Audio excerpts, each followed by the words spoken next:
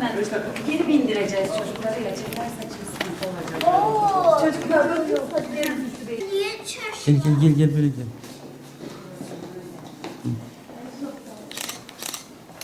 Böyle öteyim. Hoş geldiniz. Aleyküm selam. Hepiniz hoş geldiniz. Hocalara hoş geldiniz. Buyurun. Gelin bakalım şöyle. Geçin şöyle koltuklara geçin bakalım sığdığınız kadar. Şöyle.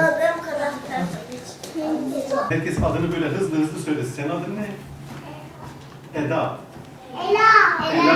Evet, senin adın? Ali Tuna. Senin adın? Zeynep Zeynep. Senin adın? Yusuf. Yusuf. Zümra. Melek. Melek. Ama. Ne var bunun içinde? Para mı var? Evet. Niçin Var da getirdin? bir araba. Başka? Başka hiçbir şey yok. İyi, aferin. Böyle. Tamam mı? Şöyle. Teşekkürler. Oturun yerinize şimdi.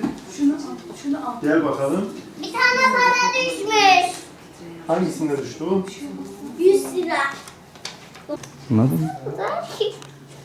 Hediyelerimizi de hazırlamış olduk. Görüyorum. Çocuklara burada tutun, ben yardımcı olacağım.